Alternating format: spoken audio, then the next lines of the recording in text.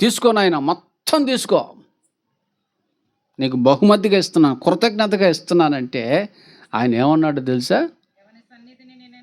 నేను అసలు ఎవరు సేవకున్నా తెలుసు నేను? జీవం కలిగిన దేవుని సేవకుణ్ణి, సృష్టికర్త మహోన్నతుడైన దేవుని సేవకుణ్ణి నేను.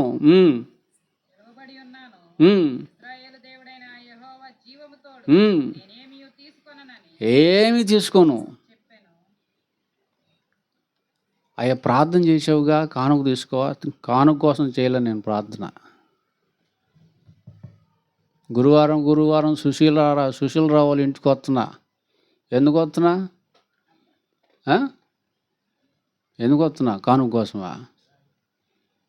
ఆయన ఇచ్చినా తీసుకొని నేను, ఆయనే కాదు ఎవరు ఇచ్చినా తీసుకోను. అదేంటండి, దేవుని కోసం బతికి కూడా అట్లా ఉంటాడు. ఎవరు కానుకొద్దు నాకు, అసలు నీది అసలు వద్దు, ఏమొద్దు. అయ్యా ఏమొద్దా? ఏమొద్దు, పో పో, కృతజ్ఞత కలిగి బతుకు పో. అయ్యా చిన్న రిక్వెస్ట్ ఏంటిదంటే, ఏమండి, కంచర గాడిదలు, ఎన్ని కంచర గాడిదలు అండి? 2 కంచర గాడిదలు అనుకుంటా. 2 కంచర గాడిదలు మోసే అంత మట్టి. అమ్మో దాసుడా, యజమానిలాగా బిల్డప్ ఇచ్చాడు.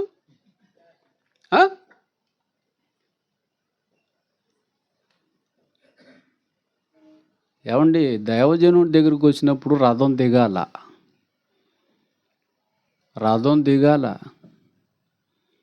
అర్థమైందండి? రథం అంటే ఏంటి? అయ్యి అనేది ఉంటుంది మనిషిలో, అహం. అది దిగాల సేవకుని దగ్గరికి వచ్చినప్పుడు. ఇప్పుడు ఏమంటున్నాడు? నీ దాసుడనైనా నాకివ్వు నాయనా, నాకివ్వు. మట్టి ఏం చేసుకుంటావు? మట్టి ఏం చేసుకుంటానా? నా దేశానికి తీసుకెళ్ళి చల్లుతానయ్యా, సాక్షార్థంగా చల్లుతా మట్టి. ఎందుకు మట్టి అడుగుతున్నాను తెలుసా ప్రవక్త గారు? ఈ మట్టి మీద మీరు నడిచారండి, మీరు నడిచిన నేలండి ఇది. మీ కాలికి ఎన్నో మార్లు అంటినటువంటి మట్టి అండి ఇది. అది ఎంతో విలువైంది, ఎంతో గొప్పది.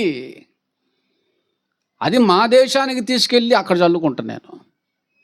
ఏందిరా చల్లుతున్నావంటే స్టోరీ మొత్తం చెప్తా. దేవుడు మీ ద్వారా నాకు చేసినటువంటి గొప్ప కార్యాలను చెప్తా. మీరెంత గొప్పవారు, మీరు నమ్ముకున్నటువంటి దేవుడు ఎంత గొప్పవాడో, ఎంత శక్తిమంతుడో, ఎంత కృపగలవాడో, నన్ను ఎంతలా స్వస్థపరిచారో, నా పరిస్థితి అంతా వివరిస్తాను, నేను ప్రకటిస్తాను.